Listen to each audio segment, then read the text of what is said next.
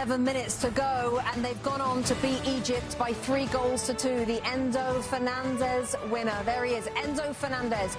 92 minutes on the clock, wins it for the world champions. These were the scenes in Buenos Aires, Argentina, when that goal went in.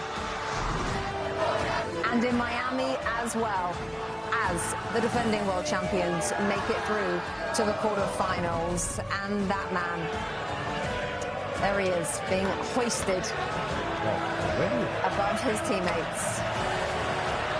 Change the game for them, as he so often does. Quite simply, what on earth would they do without him? Welcome inside our studio, Rebecca Lowe, Thierry Henry, Zlatan Ibrahimovic, two of them. What's going on? No. I know, I've said it about 2,500 times. I have this aura, but I know. I was going to say two of Messi's former teammates as well, and Alexi Lalas. Alexi, you're going to start us off, because before this game, lovely embrace between the two stars, and so much happened. You go. Yeah, Egypt didn't get the script, and so they said, no, we're going to take the lead here. Ibrahim, wonderful ball into the box, and he gets some good power on it, and you say, wait a second, is something crazy yet again happening at the World Cup? I know Messi's shaking his head and saying, that's not what is supposed to happen here. And so Argentina said, well, not so fast, because we're going to go down the other end here and try to get this back and restore our good name. That's a foul, all right? It's a penalty. And Hassan takes down Tagliafico, and so it's a penalty. And so what's going to happen? Obviously, Messi's going to step up and put this in the back of the... Wait a second! No!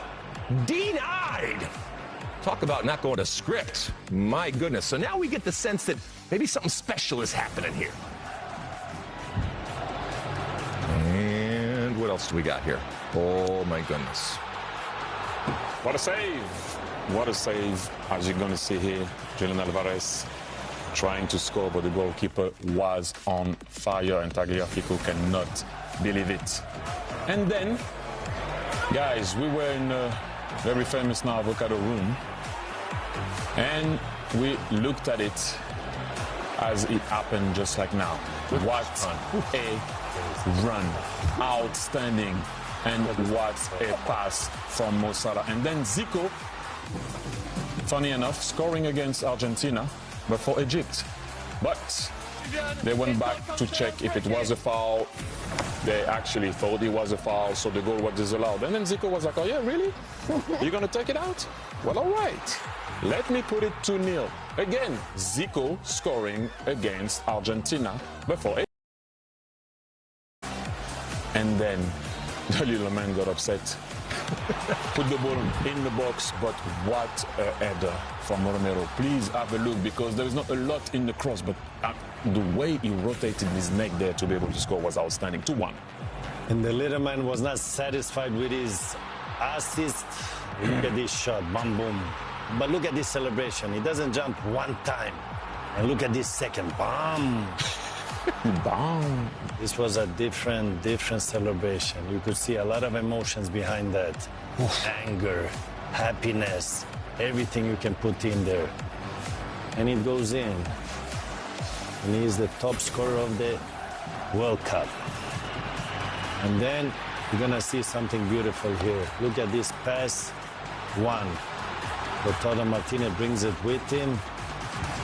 He waits. Normally he waits for Messi, but he makes a surprise. Who shows up? Enzo Fernandez. What a header. Put the ball where it comes from, because the goalkeeper will make a movement where the ball goes. Then you're going to put him on the wrong foot, wrong balance, and put it back where it came from. Look at this header. Amazing. Finally, somebody else helping Messi to get the win. Beautiful, beautiful episode. Look how emotional Messi is.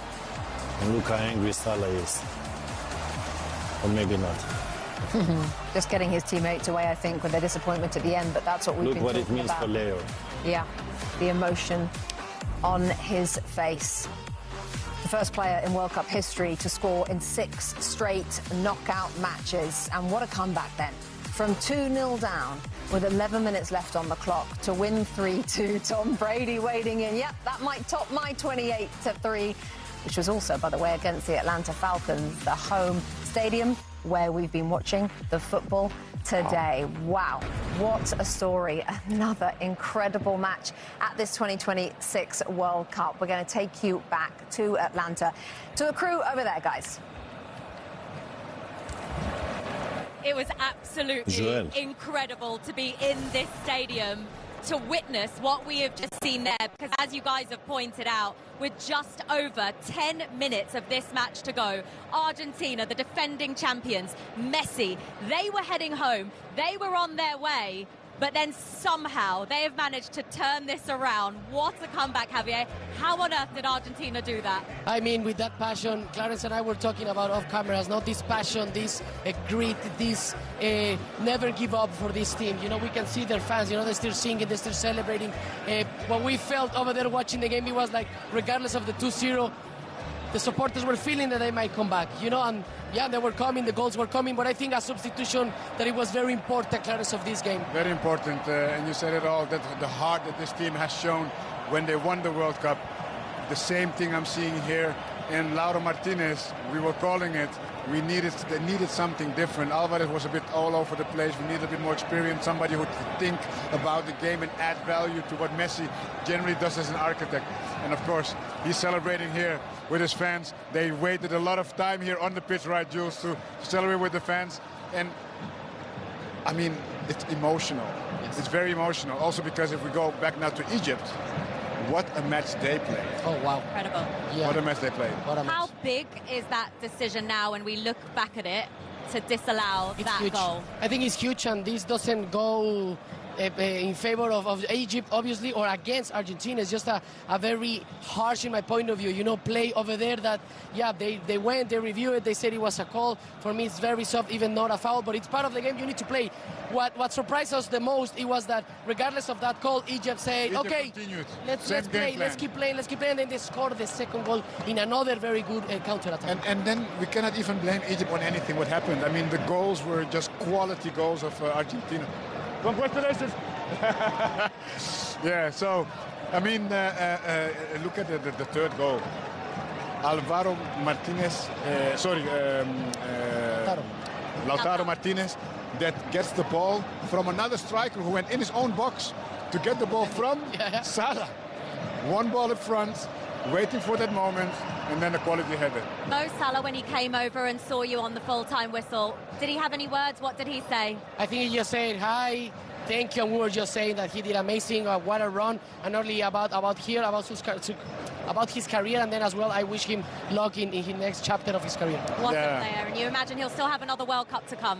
Yeah, well, for sure, and I mean, I said just how proud I am, how he conducts himself what on a gentleman, the pitch, right? off the pitch. He's a gentleman, he's amazing. Salah really deserves all the credits. All right, guys, well, as you can hear in this stadium, there is still so much noise going on here, Rebecca. Jules, thank you. So Argentina through to the quarterfinals for the fifth time.